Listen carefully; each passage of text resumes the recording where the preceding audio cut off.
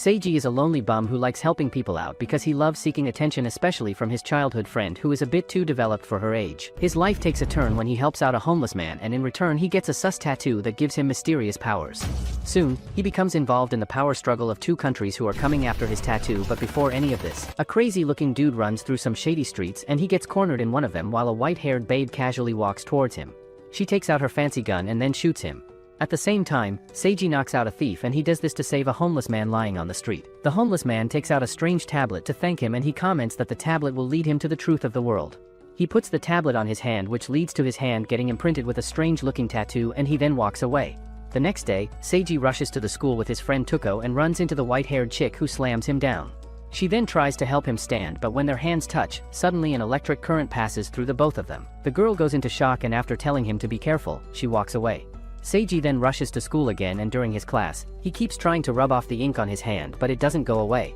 He tells his friends after the class that he was helping a homeless man out when the man gave him the tattoo in return, and his friends make fun of the fact that he is always random people out, so Seiji reminds them that he knows martial arts due to which he can help out many people. One of his friends jokes about how America is building a secret weapon which has arrived in Japan as well, and how this weapon can be activated through his tattoo. Suddenly, Seiji's friend Tuko arrives and tells him to go shopping with her after school, but he tries to make an excuse that he has a dojo to attend.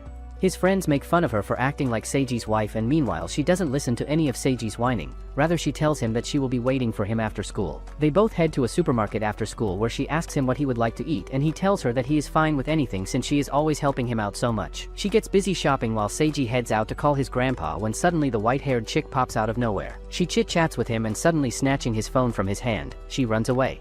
He chases after her because he loves chasing girls, while Tuko exits the market only to find that Seiji is gone. Seiji runs after the chick forever till she lures him into an abandoned building, and she then starts going through his phone. Of course, he gets super embarrassed, and she then asks him where he got his tattoo from.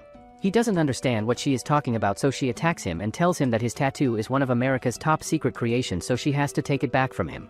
She keeps kicking him and he gets cornered against a pillar. When she attacks him again, he blocks her kick with a solid block.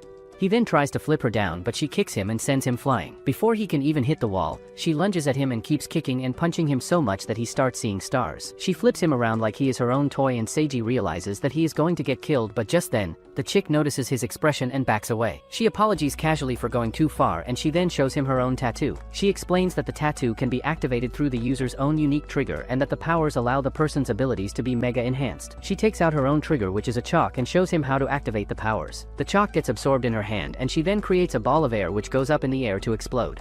Later, Seiji's grandfather beats the crap out of him in karate for getting run down by a thief, and he reminds him that his father also died because of his weakness. He keeps reminding him that justice cannot be served without strength.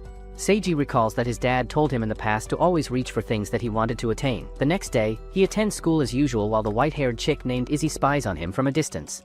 She discusses with her colleague Tom that even though they are supposed to retrieve the weapons that have spread outside America, he should leave Seiji to her. Their food arrives, and she then begins licking the milk like a cat. In the next upcoming days, Izzy keeps stalking Seiji throughout his classes, but she is too noticeable, due to which everyone knows that Seiji is being stalked. She even stalks him on the way home, so Tuko decides to scold her, and Seiji tells her that he will deal with it. He tells Izzy to properly tail her, but she gets hurt to hear this since she thought she was properly stalking him. She then commends him for not sharing the secret of their powers with anyone, and he tells her that he tried to trigger his powers with the chalk, but he failed. He also starts whining that he has never felt so weak, and suddenly they see a man push someone down. The man rushes towards them, so Seiji tackles him and slams him down. The other man turns out to be Izzy's friend Tom, and he tells them that he was actually hunting a sealed man. Suddenly the first man gets up and tackles Seiji, which sends him flying to the other side of the street. Seiji volunteers to fight him, while Tom tells Izzy that the sealed man is an American mafia member who came to Japan to get his hands on one of the tattoos, and that he has superhuman physical abilities thanks to his sealed powers. The sealed man keeps trying to hit Seiji with his bulldozer fists, but Seiji swiftly dodges all of his attacks. Izzy gives him a tip that the sealed one got his hands on the tattoo just 1 month ago, due to which he is just a rookie, and suddenly Seiji's fist connects with the man's mouth. Still, the man slams Seiji down and punches his stomach hard. He starts beating him up, and once again Seiji thinks he is about to die. The others rush to save him, and he extends his hand as he thinks about his dad. Suddenly his powers get activated, and he sends the sealed man flying due to his powers. He then collapses, and Izzy and Tom realize that Seiji has a triggerless tattoo which allows him to create a void. Seiji wakes up in his room where he discovers that Izzy is writing something on his forehead while Tom is rummaging through his room to look for some pornos. They both then tell him that they are actually from the US Army, and that they have come to Japan to retrieve the tattoos that were stolen by a certain researcher. Izzy asks Seiji to join her and Tom explains that even if he doesn't join them they may have to cut his arm and take it back with them. They both go on to explain that Seiji's power allows him to create void, due to which it's really dangerous, and that he can even kill himself with his own powers, due to which they can train him to use his powers without hindering his usual lifestyle. Seiji becomes angry to hear this since he thinks it's their fault in the first place, and he lunges at Izzy, so she smoothly grabs him and flips him on the ground. She reminds him that he was the one who wanted the power in the first place and that everybody loses something to gain power, just like she has been stuck in a child's body forever. She then leaves him after telling him that she expects a favorable response from him.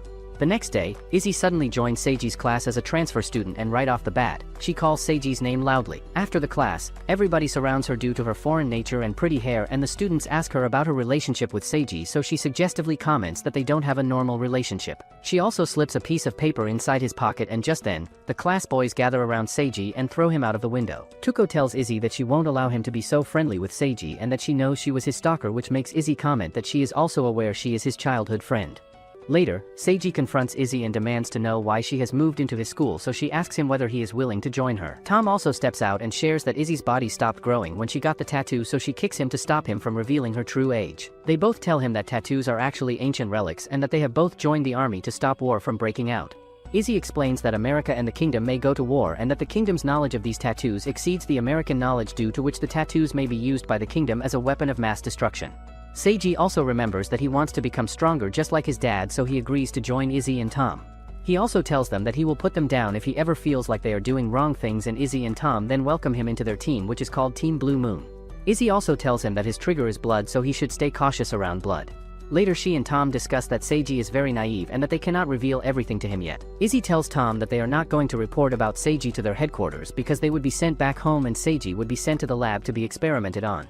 She also comments that they cannot let the kingdom take advantage of the situation, so it's best to just keep Seiji under their supervision and train him. Tom points out that she is being too considerate with Seiji and that he was not aware she is such a humanitarian, but he then apologizes for speaking so carelessly. He goes to hail a taxi while Izzy takes out a picture of a girl and looks at it. In the kingdom of Selanistan, a Princess Aryabhata does a bloody coup against her parents through a group named Brahman, and as she walks towards the crown like a brat, she tells Brahman to rip apart her dad, who was the last king.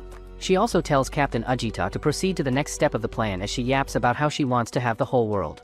In Japan, Seiji decides to keep his alliance with Izzy a secret from his childhood friend Tuko, and he then goes to an address where Izzy had told him to come. He arrives at a normal-looking house and he wonders what's inside the house, considering it's the secret hideout of the US Army. When he rings the bell, he hears Tom's voice asking the solicitors to go away, but when Tom learns that it's just the useless Seiji, he comes out to meet him. Tom takes Seiji outside while Tuko watches everything from a distance. She thinks that it's suspicious that Seiji has been avoiding her ever since Izzy's arrival, and she decides to stop him from getting into anything dangerous, but she then thinks the better of it and starts to leave. Just when she turns around, a creepy-looking chick blocks her path and suddenly attacks her. Seiji thinks that Tom's house is very normal, unlike what he was expecting, and his room even contains normal video games and comic books like a typical weeb. Izzy then calls him to let him know that she is going to be late, so he should talk with Tom in the meanwhile. After the call, the landline starts to ring, so Tom asks Seiji to go to the basement to fetch something while he picks up the call from Izzy. She informs him that Kingdom Selanistan has been taken over by Princess Aryabhata, and they both discuss how things are going to change soon. Seiji arrives at the basement to find that it's huge and filled with training equipment while someone rings the bell, so Tom heads to the door to answer it. Suddenly someone barges through the door and injures him. It turns out to be a possessed form of Tuko, who notices Seiji and she comments that she has found the sealed triggerless tattoo. Meanwhile, Izzy is setting up booby traps in the school when suddenly the trap gets set off and another tattoo holder arrives. He introduces himself as Lurker from the group Brahman, and he reveals that he was sent by Princess Aryabhata to retrieve the triggerless tattoo. She then starts lashing his whip roughly in the air, which manages to tear Izzy's clothes. Tuko sees a vision in which there are creepy people walking by, and she notices the person who attacked her dressed in rags. The very person stumbles across Aryabhata and Captain Ajita, and Ajita comments that the girl must be from the nearby. She would like to eat her food, and she even tells her to lick her shoes to eat the food. The girl leans down, but suddenly she attacks Izzy and Izzy blocks her attack. She then grabs the girl and starts kissing her. Izzy compliments her skills and tells her that she needs people like her, while the girl introduces herself as Iltutmish. In real life, Seiji cannot believe that Tuko would attack her, and Tom tells him that he should run away as an assassin has come to take his tattoo away from the kingdom. Iltutmish reveals that she is just borrowing Tuko's body, and Tom tells Seiji to use the blood in the box lying around to trigger his powers, but just then, Iltutmish kicks the box away. Meanwhile, Izzy's fight with Lurker rages on, and she jumps into a classroom to trigger her powers. She then makes the air explode around Lurker through her powers and takes this chance to run away. Seiji is unable to activate his powers with blood while Lurker continues to attack him with an umbrella. He keeps dodging and blocking her attacks, but he cannot fight back properly and she then corners him. He stabs his shoulders and he tells her to leave his friend's body. She starts yapping that her concept of justice means listening to her princess and killing him. She is about to stab him again while Tuko watches all of this from inside her body and she tells Iltutmish to stop troubling her friend. She starts resisting, due to which Iltutmish struggles for a second and Seiji lunges at her to stop her. Tom then uses the powers of his tattoo to remove Iltutmish from Tuko's body, and he tells Iltutmish uses the power of possession through her tattoos and that she is an infamous user from Kingdom. Iltutmish lunges towards Tom to kill him and Seiji blocks her with his hand. He yells at her that there are some things he cannot do and suddenly his powers get activated as he starts to emit a black smoke. Tom yells at him not to release his powers, but Seiji doesn't pay any attention to him, and just when the void starts to expand, Tuko pushes him back and the void ends up eating up half of Tom's house. Iltutmish manages to escape and she is about to attack when she gets a message from Lurker telling her to retreat. Izzy arrives to find her house half gone while Tuko scolds Seiji for getting into such a mess. He keeps apologizing to her as he notices that she has a tattoo on her head too. The next few days, Izzy trains Seiji to transform from a was into a fighter, and she keeps beating him up, which shocks Tuko since Seiji could only be defeated by his grandfather. Izzy also gives him advice as they are fighting, and she notices that his tattoo remains active for a long time, probably due to his physical athletic abilities. Tom then plasters a bandage on Tuko's head to hide her tattoo, and he explains that his own tattoo is removable because it's a byproduct of the original tattoo, but original tattoos cannot be removed, which Izzy and Seiji have. Izzy then shows a video of something grotesque to Seiji and she explains that it's the result of a test subject of a triggerless tattoo gone wrong. In the video, the organs and eyes of the test subject mesh together to create a disgusting looking creature, and she explains that if he doesn't learn how to properly use his powers, he will turn out to be the same and he won't be able to differentiate himself from the darkness. She points out how he would have disappeared in his last attack, and he tries to justify his actions that he was really angry. She makes him promise that he won't activate his powers without her permission and that he will improve his base abilities to improve his control over his powers. He also gets a specific device from them which will give him an alert if somebody has activated their tattoos in his vicinity, and which will also send an alert to Tom and Izzy so they can run to help him. He then heads to run while Izzy and Tom discuss where the kingdom would have gotten their information regarding Seiji's powers. Tom advises Izzy to take Seiji back to America because they cannot let the kingdom take the triggerless tattoo at any cost, but Izzy seems reluctant about it and she tells Tom to give another, and he declares that he will protect Tuko since the strong have to always protect the weak. She thinks he is very cool despite his cringe speech, and she also thinks that the whole situation is very romantic, but she runs away before having to arrest, so Izzy beats her up. Later her friend shares details about the next mission with her and they discuss how they need to send strategic information back to America due to the kingdom's latest coup. Izzy seems worried, so her friend advises her to spill any important information if she has any. Meanwhile, Iltutmish takes the injured cat home, who is apparently not dead, and gives him a bath after treating him. After her bath, Lurker tells her that a new weapon was delivered for her and that they have been instructed to eliminate American soldiers for now. He shows her the next target, which turns out to be Izzy's US Army friend. Seiji runs after a tattoo thief and almost becomes Spider-Man as he jumps against the buildings left and right. He overtakes the thief and then tells him that he needs to run faster as a thief. The other person lunges at him to attack him, but Seiji skillfully dodges his attacks, and Izzy tells Seiji from a distance that he should relax his muscles during the fight. She then tells him that his drive lasts for about 10 minutes, so he should think carefully before activating his tattoo. She also thinks to herself that even though he has been training for 2 minutes, he has improved abnormally well. Iltutmish returns the cat to his street and she then heads to her next mission. In the meanwhile, a group of US Army soldiers chill around at their hideout when suddenly Iltutmish lands on their building by jumping from a helicopter. The hideout's tattoo detector gets activated, and just when the soldiers become alert, Iltutmish arrives inside and kills one of them.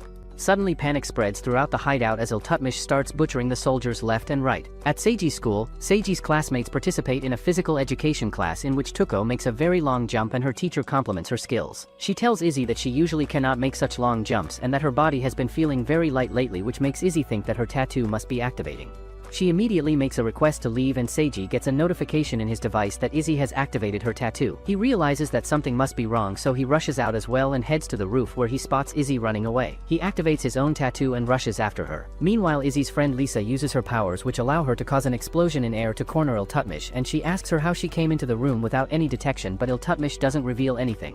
They both fight with each other and Lisa also shoots at her continuously, which Iltutmish blocks smoothly with her weapon. Lisa wonders how she is moving through the walls, and meanwhile Izzy is rushing to the scene, but suddenly she falls on a building roof. Lurker casually greets her and tells her he has planted something to deactivate her tattoo. She gets restrained and suddenly Seiji also arrives at the building, but surprisingly he can still use his powers. Lisa gets her shoulder busted and Iltutmish announces that she will take her back to the kingdom. Lisa takes her gun out and starts shooting at her again and again, but Iltutmish blocks all of her attacks and rushes at her. Just when she gets near her, suddenly an explosion occurs and even Seiji notices it from afar. He asks Izzy whether her friends are positioned at the explosion site, and after confirming he rushes to the building. When he arrives there, he finds a butcher shop scene where all the soldiers have been shot down, and he then goes to the roof where he sees that Iltutmish has staked Lisa as a prop. Seiji demands to know why she killed so many people, and she tells him that he is too used to living in a peaceful world. She starts yapping endlessly about peace and war and whatnot, so Seiji tells her to give Lisa back and she refuses. He then rushes at her to attack her and she sends him flying back with her weapon. He starts to fall down the building, but Tom somehow manages to catch him and he then pulls him up. Seiji is about to rush up again, but Tom stops him and tells him that he cannot go recklessly attacking people because his existence is a secret. Just then, a helicopter passes above them carrying Lurker and Iltutmish and they escape. Later, Iltutmish's cat returns to her place and Seiji gets back to his school where Tuko meets him. She asks him whether he has been involved in something dangerous again, but he keeps avoiding her questions and even grabs his arm roughly. He then runs away and he wonders why he is acting like such a scum. Tuko also goes back to her classroom upset, and she asks her friend how she can get to know Seiji even better, so her friend suggests spending more time with him. Tuko already spends a lot of time with him, so her friend teases her that she can try pushing him down with her big talents. Izzy arrives at the Dungeon of Blood and she notices a mobile of one of the soldiers which was recording everything. She listens to the recording and tells Tom to call the Zama headquarters to call for reinforcements as Lisa is being taken to the kingdom. She also heads off to find Lisa while Lurker stitches Lisa up. Seiji and Tuko get called to Tom's house where Tom reports to Izzy that a boat is going to head soon to Kingdom from Yokohama port. She meets with Seiji and smacks his head so hard that he trips on his feet. She then handcuffs him like a naughty boy and leaves after shutting the basement. Tom explains to Seiji that they have to protect him along with his tattoo, but Seiji keeps up his whining about saving Lisa. Tom then explains to him that they would have originally taken him back to America and that his lifestyle comes at a cost as Izzy is breaching military regulations to keep him with her. He goes on to say that Izzy would be severely punished if something happens to him, so he should stay put, but Seiji refuses to understand any excuses and he thinks that they are being very selfish for deciding things on their own. He keeps yapping while Tom tells Tuko that her tattoo is also connected to Iltutmish's power somehow, due to which they are also keeping her with Seiji for now. She becomes very happy to hear this since she wants to get into his pants and tells Seiji that she wants to get to know him better and spend some more time with him. He realizes that he doesn't want to owe anyone any favors, rather he wants to protect others, so he breaks free from his handcuffs. Tom tries to stop him but he knocks him down swiftly, and then he and Tuko go to the basement which is locked. Seiji activates his powers to use Void to get rid of the door, but he ends up making the hole disappear because he can't control his powers yet. He and Tuko then rush to the Yokohama port while Tom reports to Izzy about this. She decides to handle the matter before their arrival, so she positions the guards at the port and they all intercept Lurker's car. A girl welcomes Princess Aryabata and tells her that her predictions about the location of the ruins were right. In the meanwhile, Lurker faces Izzy and he releases an attack on the American soldiers which injures them, while Iltutmish jumps at the back to deal with the soldiers on the backside. Lurker keeps attacking the useless soldiers, so Izzy jumps at him and shoots at his face with her gun multiple times. Only the first shot hits his face and he tells her that she is his favorite animal. At the same time, Iltutmish rushes through the soldiers and knocks them down one by one, so Tom maneuvers the other team to move around her to attack her, but she moves so fast that he is unable to track her properly. Suddenly he sees through the surveillance that Seiji and Tuko are also approaching the area and they both jump over the soldiers. Seiji jumps on the scene and faces Iltutmish. He activates his tattoo and Iltutmish lunges at him, but he dodges all of her attacks. He then calls her a lonely girl, which makes her triggered, and she thrashes him so hard that he gets sent flying back. She tells him that she doesn't need any partner and that she only needs to protect the Princess Aryabata. She then keeps attacking him, and meanwhile Tom gets in touch with Tuko and he tells her to hand the phone to Seiji. She throws the phone at him just as he is running for his life, and Tom explains to him that Iltutmish uses the principle of uncertainty to fuel her powers and that she cannot use her powers if there is no observer around. Seiji then closes his eyes to combat her and notices that her powers get dimmed down when he is not looking. Still, Iltutmish rushes at him and slashes him with her weapons, which makes him bleed. She comments that there are many other observers in the area beside him, and meanwhile Lisa gains consciousness in the van where she was kept. She tries to get out, but the anesthesia makes her movements woozy. Seiji collapses on the ground and thinks he is about to die, so Tuko rushes at Iltutmish and slams into her with her plumpy melons. Iltutmish realizes that Tuko is drawing out the powers of the tattoo, which are making her powerful, but Iltutmish manages to push her back somehow. Seiji starts hearing a voice which tells him to destroy everything, but he gets sick of hearing it, so he decides to destroy the voice first. He smacks the ground with his powers, due to which a sinkhole gets created and the girls fall into it. He jumps after them, and after kicking Iltutmish away, he manages to grab a hold of Tuko. He is about to finish Iltutmish off when her cat suddenly lunges at him and tries to stop him from hitting her. He tells Iltutmish that she has a partner after all, and suddenly Princess Aryabata arrives at the scene. Seiji starts to feel dizzy and trips near her, so she grabs him and kisses him on the mouth like some kind of leech. Iltutmish lunges at her and starts kissing her like some kind of despo. Aryabata then tells Seiji that he could have killed everyone with his powers, but he declares that he could never harm anyone. She thinks he has potential talent, so for the time being, she grabs Iltutmish and teleports out. Izzy and Lurker keep fighting with each other and he tells her to give up as her powers don't work against him. She then fires a shot at him which hits him strongly and she tells him that she has sent a shockwave at him. She then repeatedly hits him with shockwaves until he gets cooked, but just when she turns around, he jumps at her again. She sends him to the ground with her air compressor powers and declares that she has won, but suddenly she falls to the ground. Lurker cracks up on trapping Izzy with the same tattoo deactivator device again, and just then, a group of soldiers arrive at the scene. Their head Lisa arrives too and they all endlessly shoot at Lurker. Lisa and Izzy then finish him off with a joint kick and suddenly Aryabata appears. She admits their defeat and she is about to retreat when Lisa tells her that she cannot take Lurker back with her. Aryabata asks her to defeat her to take Lurker back and she conjures up a sinister-looking projection which implies that she has the sealed triggerless tattoo too. She then disappears with her minions and Izzy's secret gets reported to the US Army. Later the Brigadier Sanders tells Izzy that she has to be responsible for Seiji till the very end as a punishment, and Izzy cannot believe that she wasn't punished harder. Seiji and Tuko head to buy some vegetables when they come across Aryabata and Iltutmish casually strolling in the market. Tuko orders Seiji to buy vegetables for her and he heads off while Tuko challenges Aryabata to a match. She tells him that she will have Seiji if she wins and Aryabata counters that she wants her talents if she wins.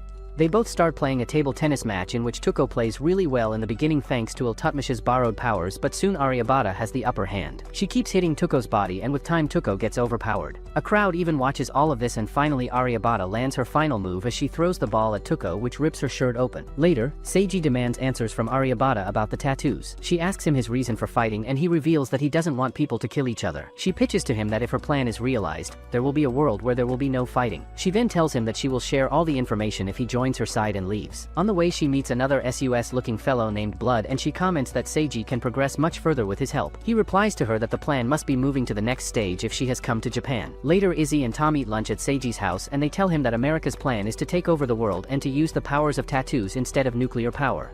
Izzy asks him to join the US Army, but Seiji refuses her offer and instead offers that he can become her partner whenever she needs help to avoid the war. She then announces that they are moving into his house since Seiji has destroyed their house. Izzy is cruising around the town with her Superman powers when she suddenly gets a call from Blood telling her that he is taking her minion Seiji for some time. Blood then takes Seiji to the Aryabata High Order Physics Lab and he explains that the lab is the kingdom's base for tattoo research in Japan, where they are studying the noise-canceling system to somehow neutralize the power of tattoos using the human brain. Blood tells him that the lab uses many people as their guinea pigs to experiment on them and that he himself has also turned against the kingdom, so he is going to attack the lab now. Seiji gets enraged to hear the details and he decides to join him. He uses his powers to create a hole in the lab building and they both rush inside. Seiji notices that Blood has the same tattoo and asks him how many tattoos there are, so Blood explains that there are 4 tattoos and ruins spread across the world. He reveals that America has 1 ruin while the kingdom has 2 ruins and that the Brahmin group from the kingdom has been dispatched to find the 4th ruin. Aryabata and her group of Powerpuff Girls walk through a mysterious underground tunnel and Iltutmish starts to feel cold. The Vice Captain Cal scolds Aryabata for being a slave to her desires and in return Aryabata teases her for being such a prude. Blood and Seiji are rushing through the hall when suddenly Blood pushes Seiji away, which stops him from getting hit by a bullet. A few gunmen surround them and Blood advises Seiji to always sense the bloodlust of his enemies to detect them instantly. He then knocks down the gunmen and they both rush to the next area where they come across a creepy-looking old man who welcomes Blood. He turns out to be a mad scientist who calls himself Mr. Genius and makes his assistant repeat that he is the best researcher and the best scientist. Blood points out that Mr. Genius was actually sent to America and the scientist then shows them a group of people who have artificially manifested tattoos. The scientist, whose real name is Karam, reveals that he gathered guinea pigs from Japan to carry out his experiments and that he assimilated a bunch of sources to make his experiment successful. Since Seiji doesn't know what a source is, Karam's assistant explains that every tattoo has a center nucleus which is like a tattoo's soul, and Karam drops a bombshell that all the fake users will explode if they pass out. Blood declares that the right choice in this case is to save all of the fake users and they all then attack them. Seiji dodges the bullets of one of the girls and Karam discusses with his assistant that Blood's powers have reached a limit after he left Kingdom, so he won't be able to survive all the explosions if the bodies end up bursting. The vice captain of Braham Cal learns that Blood is also in Japan and she vows to bring him down because he is a traitor. Blood and Seiji avoid an attack and Blood then activates his powers which bring out his source. He then creates fluctuations in the space to knock all the users out somehow and the bodies don't explode because he had located all the bombs during the fight precisely and had removed them from the bodies of the users with his void powers. Blood then lunges at Karam and his assistant Manisha begs him not to hurt him. He tells Seiji that justice should be served no matter what and he uses his powers to knock Karam and Manisha out. Later the police take all the bodies away and Blood Blood shares with Seiji that he would never kill anyone as it goes against his ideals. Seiji thinks that Blood is the real deal, and meanwhile Aryabata and her girls reach a huge crystal. Aryabata then takes off her clothes, and as she touches the stone, she wishes that the underside would soon welcome Seiji too. Blood and another scientist named Wiseman discuss the tattoo's restorative powers, which heal any wound very quickly. However, on the other hand, any tattoo user doesn't live for very long, which is very ironic. Blood then gives the data that he got from the lab to Wiseman, and Wiseman turns out to be the man who gave Seiji the tattoo in the first place. Wiseman tells him that now that he has gotten to know Aryabata's plans, he will surely help him, and in return he will make his dreams come true. Later, Seiji practices his powers with Blood, and although he is improving fast, Blood advises him to decrease the size of his void to the width of a hair. He reminds him that his powers can put someone in a wheelchair instantly, and he needs to learn fast. After his training ends, Izzy comes to meet Blood, and she asks him why he left the army back in the day, considering he was a major and was considered a big hotshot. He comments that she is the same as always, and he starts to walk away from her, so she runs after him like some cliched chick and grabs his coat from behind. She starts whining about how hard things were for her after he left, and he points out that she is still the coat that he gave to her. He confesses that he was never planning to meet her before the end of things, and he then tells her that the tattoos are more than just weapons. He explains that the 4 ruins of the world can be used to rewrite the world, and that Aryabata has already got her hands on 2 of them while America has the 3rd one. He goes on to reveal that Aryabata has recently been absorbed in the 3rd one as well, so she should hurry back and protect the last one, which is not under the kingdom's control. He advises her to keep Seiji on the right path and then leaves before she can say anything more. Later, Wiseman gives Blood a capsule which can be used to alter his cerebrum, and they both discuss how they are going to use it to enhance the tattoo source within Blood. Tuko visits Seiji at his dojo, and she finds him sleeping, so she decides to screw him. She gets on top of him, and suddenly he wakes up, so her plan fails. Later, they both discuss the ongoing situation, and she makes him promise that they are both always going to be together. General Sanders takes Seiji and Tuko on an official mission in which he tells Seiji that he has high hopes for him and that he also intends to keep Tuko safe at all cost. They are both accompanied by a bunch of army top shots named Burns, Wang, and Johnson, all of whom have original tattoos, and 20 other copied sealed members, which basically means that the whole station force in Japan is accompanying them. Wiseman informs Blood that the American tattoo force is on the move, and Blood asks to be let out since he wants to save Izzy, but Wiseman reminds him that Brahmin force is out to get him and that he cannot leave till his tattoo modification is complete. The American force arrives at the Japanese ruins, where they let loose a bunch of missiles and bullets. Sanders reminds Seiji that they are at war, and the force then gets deployed on the ground. Seiji and Izzy also rush after them, and slowly the tattoo force surrounds the ruin site. Vice Captain Cal steps forward from all the explosion, and Johnson rushes at her as the rest of men take their positions in the surrounding forest. Johnson runs towards her when she suddenly takes her sword slightly out of her sheath. She then shuts it while Johnson collapses at her feet with his severed lower body lying a few feet away. One of the maids reports to Aryabata about the ongoing situation, so she speculates that things may get tough for Cal, and she asks Iltutmish to touch the crystal. She explains that the crystal will give her power, and she can also manipulate her tattoo this way, which will allow her to stop Tuko from using her powers as well. Wang shoots at Cal, and she uses an air barrier to repel the bullets back at him. He gets hit, but he nonetheless keeps shooting at her along with the other fighters. She then uses her powers to throw him against a tree, and she releases so much air pressure that Wang along with a bunch of trees are sent flying back in the air. Seiji also comes across her but decides to go after the bigger fish Aryabata first. He runs towards the direction of the ruins instead, and Cal stops him by thrashing him left and right. She tells him to stay put and that he doesn't need to do anything else, but he still lunges at her. In the meanwhile, the fight between the American fighters and Brahmin maids rages on, and Izzy saves Tom from getting butchered. Suddenly, Iltutmish arrives at the scene, and she transforms into a gigantic saber-tooth-alike creature. Izzy realizes that the American force is doomed, and Iltutmish then jumps at the American where Sanders and Tuko are located. The cat then jumps to the other helicopter too, which starts to crash down, and Sanders jumps on the ground with Tuko in his arms. He gives Tuko to Burns and tells him to take care of her while he turns around to face Cal. She sends an attack towards him, which he swiftly dodges by jumping above, and he then sends an air pocket attack back at her. Izzy joins him, and they both attack Cal together. Meanwhile, Aryabata finishes the programming of the crystal, and the crystal disappears to release a bunch of tattoo crystals. A maid fetches Aryabata and tells her that Sanders is the leader of American force, which makes Aryabata comment that the dude never learns. Above the ground, Cal and Sanders are equally matched, and Izzy uses a decompression technique to land some damage on her. Cal then uses a wall to collect air inside the wall, and she then releases her attack, which Sanders manages to dodge, but it hits Izzy directly. Sanders thinks that Cal is open to attacks now, so he runs towards her, but she slices the air with her swords and hits him twice. He collapses on the ground, but still he declares that America will never lose to the kingdom, and Cal then slices his eyes. She then walks up to Izzy, whose arm has been busted due to the last attack, and she seems to know her, which is surprising for Izzy. Before anything can happen, a motorcycle jumps over both of them, and Cal easily destroys it. Suddenly Blood jumps between the both of them, and Cal comments that he is a foolish man to come running for just one girl. He declares to take revenge for the sake of his fallen war buddies, and Cal reminds him that he cannot defeat her. Izzy realizes that the whole fight might have been a plan to lure Blood to the scene and even Seiji roots for his sensei from a distance when suddenly Aryabata steps in his view.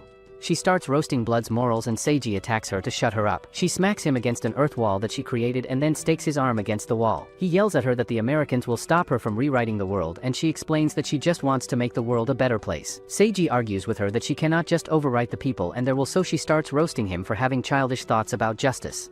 She explains her plan to him, that she lured Blood to the site after leaking information about the ruined site herself, and that she plans to devour him to get his second key after he has been taken down. She also decides to show him despair, so she starts stabbing Seiji again and again with an earth material.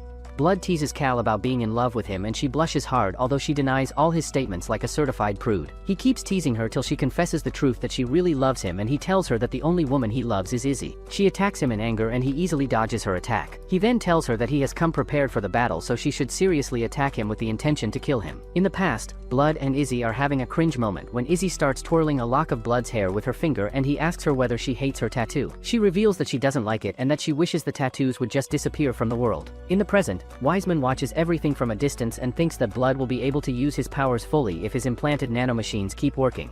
Izzy gets away from the scene to get to Seiji while Blood and Cal begin their fight against each other. Lisa gets rid of one of the maids, although she manages to stab her arm before going down, and she notices that Sanders has been shot down, so she calls Burns and tells him to take command for now. Burns assesses the situation, and since half of the forces have been killed, he orders an immediate retreat. He tells the survivors to focus on the injured people, and Tom also drags Tuko away so that they can retreat, although she wants to go look for Seiji. Meanwhile, Seiji plays a modern-day Jesus while Aryabata tells him that he cannot use his powers because her own Void Maker's powers are stopping him from activating his own powers. Blood and Cal's fight rages on and they equally match against each other, but Cal comments that she cannot believe he still hasn't gotten in contact with his own void. Since Tuko is an attention-seeking chick, she runs away from Tom to look for Seiji, and he is unable to run after her since he is out of his powers. Iltutmish approaches Lisa in her animal form and Burns tells Lisa that he will handle it, but Lisa reminds him that they are both soulmates who will defeat Iltutmish together. Blood is unable to get past Cal's wall, so he throws a stun grenade at her which temporarily blinds her, and he then launches a sneak attack on her which cuts off her katana. He then throws some void spheres at her and she tells him that they will both die, due to which they will finally be together in death. Iltutmish continues attacking Lisa and Burns, and Lisa runs to the side to dodge all her attacks. Iltutmish's attacks somehow turn the solid into gas and vice versa, so Burns uses his powers to make her immobile. Lisa then shoots at her, but somehow Iltutmish gets away and attacks both of them again from afar. She then lunges at Lisa and Burns comes in front of her, due to which he gets captured instead. Burns shoots at Iltutmish at a close distance and Lisa gets pushed back. Meanwhile, Tuko is as useless as ever as she wanders around the forest, and she declares that she won't forgive Seiji for leaving her alone. Izzy manages to locate Seiji with Aryabata and she decides to shoot him, but just when she fires her gun at him, Aryabata uses her powers to conjure some earth material vines. She uses them to restrain Izzy and then to crush her with the vines. Just then, Cal also throws Blood in front of them and he asks his source to lend him his powers for just 5 minutes. The source touches his hand and Blood comments that Brahman's Captain Ajita was just a human weapon while the most powerful fighter was Cal all along. Aryabata then starts going on about how humans will always fight each other, so she intends to rewrite the very nature of human beings, and Seiji realizes that she intends to become a god who will erase all humans other than herself. Cal declares that the Brahman force has steeled their resolve to follow Aryabata and she attacks Blood again. They both go at each other's throats again and again, and Cal then throws a bunch of glass shards at him which injures him. Izzy tells Seiji to help Blood out with his powers since she is pretty much useless herself, and he tells his source to lend him powers to surpass Aryabata. Suddenly he starts emitting black smoke and manages to get released from Aryabata's vines. Cal rushes at Blood to finish him off and Seiji interrupts her move. He holds her head and with Blood's help they use their Void Maker powers to bring her down. She collapses on the ground and Blood source starts to consume him because of overusage, so he begs Seiji to consume him instead. He reminds him that they have to defeat Aryabata and he orders Seiji's source to just eat him already. Aryabata decides to consume him instead, but just then, Sanders orders his minions to bomb the whole ruins down and they launch missiles at the site. Aryabata uses her powers to block the missiles while Seiji's source lunges at Blood to eat him up like the gourmet meal that he is. At the last moment, Blood tells Izzy that he is sorry for being so selfish and that he will still fulfill their promise. Seiji's source then eats him up and Aryabata decides that her business is over, so retracts her powers. She tells Seiji that she will show him true despair, and just then, the attention-seeking Oscar winner Tuko comes running towards Seiji. Iltutmish jumps at her and eats her whole. She then transforms back to normal while Seiji gets stunned beyond shock. Aryabata tells Seiji that he will definitely come crawling back to her, and she and Iltutmish joke about how the hero of the story always gets a tragic plot in which he wants to take revenge. Aryabata releases her powers, due to which huge spherical void structures start to spread at the site. Later Seiji remains gloomy when suddenly Professor Wiseman comes to meet him.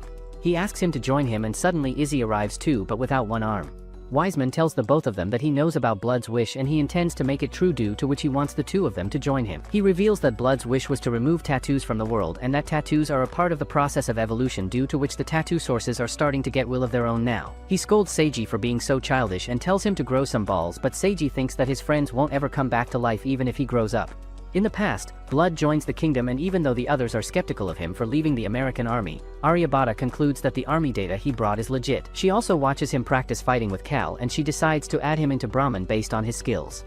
Captain Ajita and Varma from Brahman introduce themselves to Blood, and Ajita comments that the princess also welcomes him, which makes Blood question why the king isn't involved in such matters. Aryabata then tells him that he has qualified the test, due to which he will get the triggerless tattoo now, and they discuss how American doesn't even have the tech to test out such tattoos, which makes Aryabata comment that America probably lost the inscription in their ruins, due to which they failed to test such a tattoo. Blood then decides to look for some technology that can destroy tattoos, and one day he walks into a Japanese house-like structure where he sees Cal changing clothes.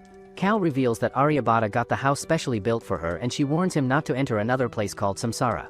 Later, Blood wonders how he should sneak into Samsara when he notices Varma, who is another Brahmin fighter, sneaks onto him. He pushes Varma to the ground and gets to know that Varma is actually the king's spy, who is also rumored to be his lover. Varma also reveals that Samsara is the center of tattoo research, which is controlled by Aryabata, and that a blind and deaf guardian fighter named Ganesha protects it. Suddenly, Ganesha lunges at them and starts whooping their butts. She sends Blood flying away and he gets stabbed and injured when he lands. Suddenly his body starts to heal by itself and he realizes that the tattoo is working its magic.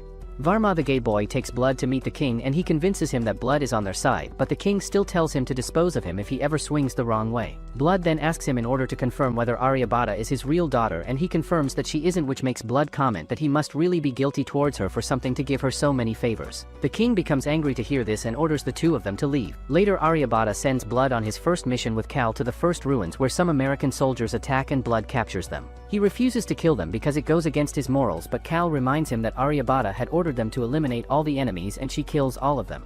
Soon Cal gives Blood a photo of Wiseman to hunt him down, and later Iltutmish joins the gang as well, while Blood keeps wondering how he should sneak into Samsara. Sometime later, Blood tells Varma that he is fighting for the sake of someone he loves, and they both discuss how they are going to sneak into Samsara to retrieve some evidence so that the king can act against Aryabata. Varma comments that the king feels obligation and love for Aryabata, due to which he isn't acting, and Blood assures Varma that he is a strong person for thinking so deeply about the future.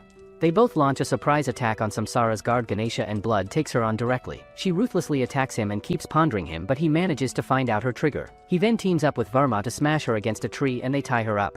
Blood starts to feel woozy after overusing his powers, and he then uses his powers to dig a tunnel to sneak into Samsara's lowest levels. They walk through the tunnel to enter a room filled with hot babes, and Aryabhata's sister Kujuri welcomes them there. She introduces them to more of her sisters and reveals that they are living in the residential area while the researchers are located above. She shows them around the quarters and tells them that this was the place where they were all created. They enter into a lab filled with chicks in tubes, and Sigma Chad Blood doesn't bat an eye as he asks her whether they are all Aryabhata's clones. She explains that they are more like her sisters, and that 35 years ago the kingdom discovered the ruins, so the king decided to use the ruins to rewrite the world, since he was very focused on expanding his territory back then. Since the ruins interface couldn't be accessed by him, he created Aryabhata and the other babes so that they could be used as an input device to use the ruins. They wonder why she is revealing so much information, so she explains that all the sisters are centered around Aryabhata as she is the core, but still they can all think a little independently. Her sisters try to stop her from spilling so much tea, so she ties them down. Meanwhile, Aryabhata sends Cal over to the lab to check things out, and she calls Kujuri on the way, who tells her that everything is normal. One of the sisters yells at the phone and shares that two intruders are stealing information, so Kujuri tells Blood and Varma to run away. They rush back, and on the way Cal tries stopping them by attacking them from above the ground. She also reports everything to Aryabhata, who tells her forces to surround the castle. She also teleports to the site and tells Cal that she controls the military and parliament at this point, so Blood can never escape the kingdom. Meanwhile, Blood takes an injured Varma's twink bum to the king, and he recalls that one of the sisters told him that Aryabhata wants to rewrite the human world because of the injustice she faced. Long ago, the creators of the Tattoos clan were used by the king for human experimentation to figure out the secret behind the tattoos, and the royals made them produce kids after kids till a perfect tool in the form of Aryabhata was born, while a clan of 3,000 people was eliminated. The king grieves over Varma, who is almost dead, and he shares with Blood that his mistake is that he loved Aryabhata like a daughter, due to which he gave her too much power to overthrow him. He admits defeat at Aryabhata's hands, but he still leads Blood to a secret path which leads into an underground railway. Blood escapes through the railway, and later he comes across the full force of Brahmin, who attack him ruthlessly. He smacks Iltutmish into the ground and manages to avoid Cal's major attacks as well. Captain Ajita also rushes after him and just then he gets swallowed by a huge cube of void. The void throws him into the river and Aryabhata throws an attack at the water, but still at this point Blood has escaped, so she orders Cal to bring him back dead or alive. In Seiji's mind, Blood asks Seiji to accept his tattoo, but for the 100th time, Seiji starts whining about how he cannot do it. Blood reminds him that the future lies in his hands, and despite his constant whining, he shakes hands with him. A year passes by in which Seiji trains with Izzy at a hideout which was suggested by Wiseman to them, and they discuss how Wiseman is a mad scientist who sold American tattoos to the kingdom for his own benefit. Seiji reminds her that Wiseman is Aryabhata's enemy, due to which they are friends, and that he will handle things in the end if anything goes wrong. Izzy thinks he has grown a lot and he reminds her that he cannot stay a kid forever. Later they all eat food with their group, in which Tom keeps acting like a creep and one of their comrades named Tamaki makes them eat food made out of insects. He teases Izzy that she has to eat such foods to grow her talents, so she beats him up. Later, they all have a mock match in which the US soldiers take Seiji on, but he manages to defeat all of them one by one because of his MC powers. Tamaki asks him how he managed to improve so fast, so Seiji tells him that he is able to see people's movements now. Later, when they all arrive at their hideout, they find that it has been attacked, and just then, Wiseman calls to tell them that the kingdom has discovered their location. They also find a letter CD from the kingdom, and when they give it to Wiseman, he hesitates to show Seiji the video from Aryabhata. In the video, Aryabhata and her harem of chicks have fun fooling around in a California beach, and Aryabhata tells them that she plans to go to the Grand Canyon soon, where the third ruin site is located, for some research, so Seiji should join her. She shows them Lisa in the video, who has been kidnapped, and afterwards Wiseman tells them not to go. He explains that Seiji will only be useful when Aryabhata has activated the ruins, at which point Wiseman will install a virus in Seiji's tattoo which will help destroy the ruin system. He tells the gang that the virus is not complete and he thinks Seiji should keep running away till the virus is complete, but Seiji decides not to be a wuss. He keeps arguing with Wiseman, and finally Izzy pulls a gun at him. She tells Wiseman to make arrangements to send them to America, and she declares that she will bring Seiji back at any cost. The preparations to head to America begin while Seiji practices some boxing as he recalls his killing intent for Aryabhata for Tuko's sake. In the meanwhile, Tamaki heads to meet his childhood friend Yumi, who is some kind of third-class cosplayer, and proposes to her. They both have a cliché discussion about how Tamaki is just a background character who shouldn't make such serious declarations, and he promises to come back for her sake. He makes her recall that they were childhood friends who got separated, but they met accidentally as adults due to fate. The whole gang then heads to Grand Canyon in America, where Tamaki tells Tom on the way that he is marrying his fiancée on his return, and Tom almost has a heart attack since he thought Tamaki was a typical cheery girl weeb. Sanders deploys very tight security around the Grand Canyon, and a group of soldiers keep an eye on all movements around the area. Just then, they detect some kind of SUS movement in one of the areas and discover Captain Ajita, who seems to have the most useless role in Brahman. Captain Ajita puts a fake eye in his eye socket, and he then turns into an ugly-looking insect monster. Sanders quickly tells his forces to attack the monster and to call for backup from the nearest bases. His forces storm forward and throw missiles at the monster, which hit him directly. In the meanwhile, Seiji and his group try to sneak into the Grand Canyon, but US Army forces attack them too, since they cannot differentiate them from the enemy. Seiji's group decides to push forward the force, and they knock some soldiers out to rush forward. Just then, they spot the nuisance King Lurker, who has injured one of the army soldiers along with one of his kingdom chicks.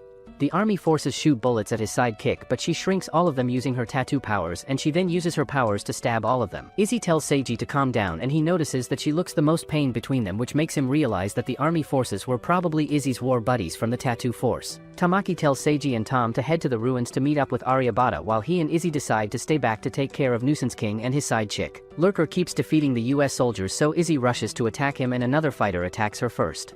To her surprise, the fighter turns out to be Lisa, who has been possessed. Lurker's sidekick also uses her powers to enlarge the bullets, and she keeps killing the soldiers with the enlarged bullets while the soldiers wonder when the backup will arrive. Tamaki saves one of them and asks them about the backup forces, so the soldier reveals that the sealed forces are heading this way.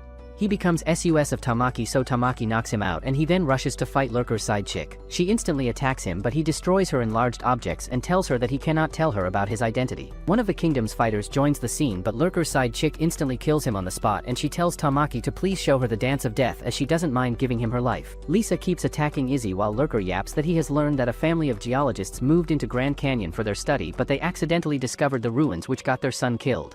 The family daughter was then looked after by the army colonel, who also gave her a tattoo, and Lurker thinks that it's really comical that Izzy got the tattoo even though it destroyed her family. Lurker keeps up his never-ending yapping that Iltutmish had a hard time controlling Lisa, due to which he had to personally train Lisa by doing all kinds of nasty things. Izzy vows to kill him, and Lisa prepares to attack her again. Tom leads Seiji to a specific spot and tells him that the ruins are located directly beneath them in a cave, so Seiji makes a hole with his powers and tells Tom to back him up. He then jumps into the hole and comes face to face with Cal, so he jumps back from her.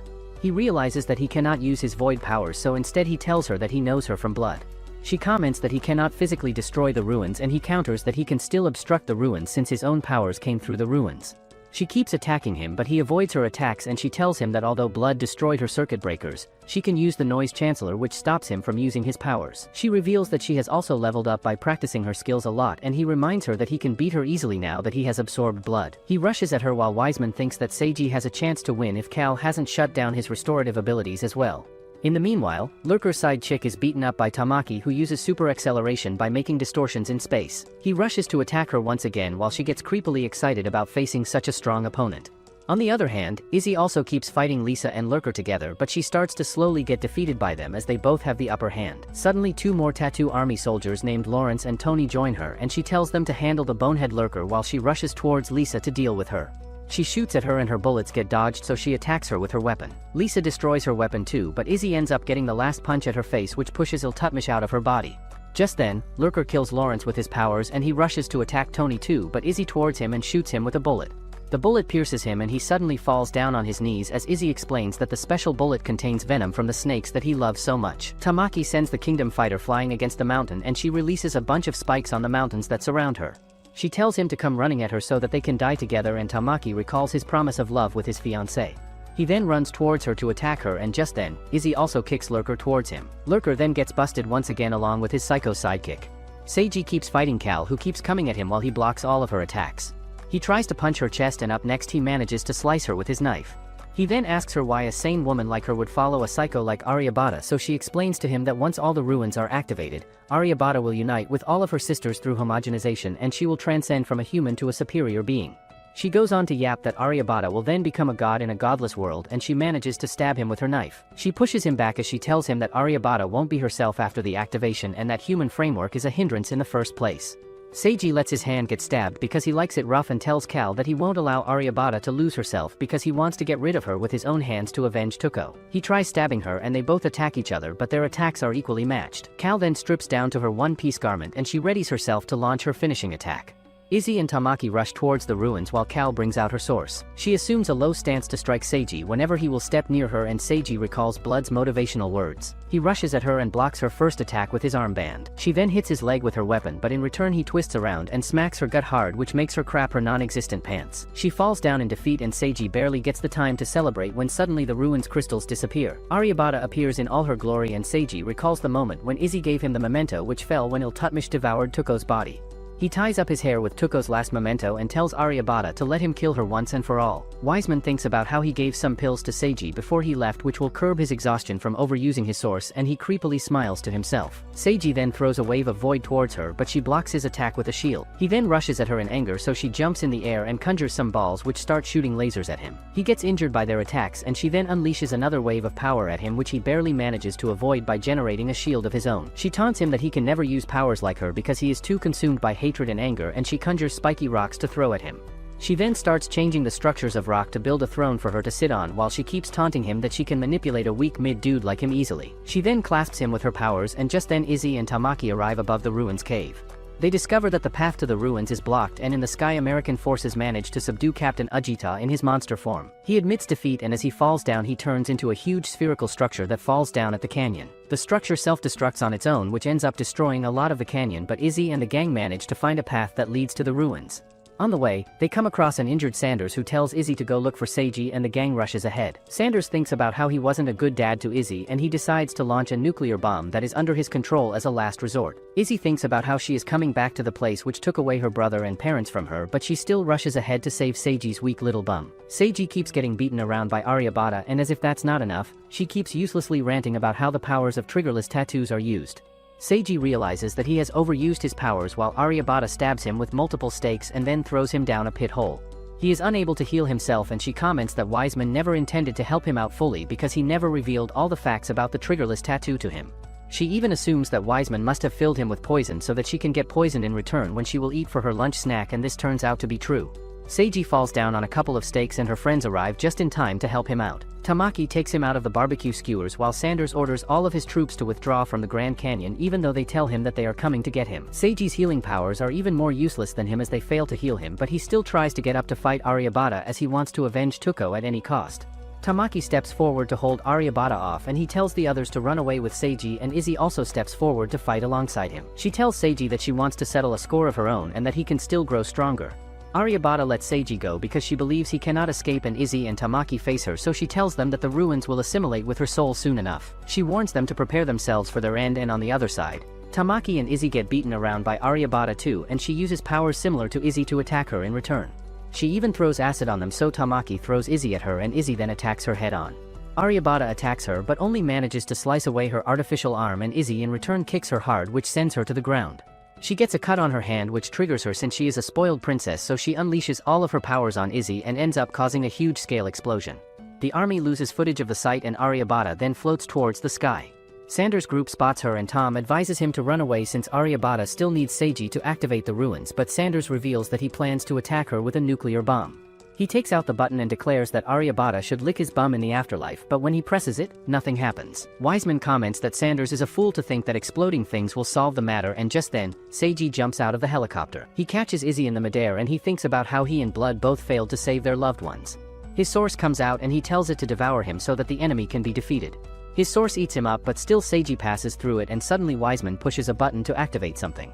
Seiji's source starts to come out of him and he transforms into his source, while Wiseman thinks about how people's source can still consume them even if they haven't overused their tattoo powers. Since Aryabata kissed Seiji when they first met, she formed a link with him, and Wiseman used the power of this link to draw out Seiji's source so that he can combat Aryabata on equal ground. Wiseman also reveals that Aryabata's source uses the souls of her sisters as fuel, and this triggers Aryabata, who realizes that her sisters must be suffering a lot now that Seiji has transformed into a transformer. Both source monsters attack each other and they punch each other. They both can't use their void powers because their powers cancel each other's void-making powers out, and US Army also attacks Aryabata's sources from a side. Although they are very useless since their attacks don't work on void sources, still Tom yells at Seiji to defeat Aryabata and to save the whole world from evil. Seiji gets more motivated to hear these words and he hurls the monster up, which starts pounding Aryabata again and again. In the meanwhile, Izzy wakes up to find herself in front of Blood, and he tells her that their souls seem to have linked up when Seiji's source ate her up. She jumps at him desperately and he mentions to her that it will be over soon. Seiji is able to push back Aryabata's monster and he realizes that she must be using her sisters to fuel up her source, so he decides to end the fight as quickly as possible to end the strain on them as well. He keeps punching her and this time he has the upper hand, while at the kingdom, Aryabata's sisters suffer due to her overusage of the powers.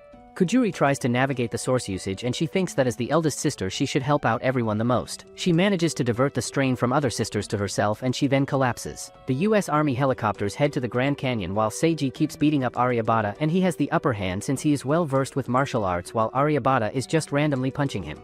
He topples her down and manages to rip her mouth open. When he spots Aryabata in her flesh, he jumps out from his source and lunges at her. The spirits of his dead friends support him, while Aryabata tells him not to think that he has beaten her. He lands on her and attacks her, due to which both their sources disappear. Finally, USA wins the fight as Aryabata is defeated and everybody starts celebrating their win. Wiseman's colleagues also start celebrating and he tells them to begin preparations to start negotiations with the USA.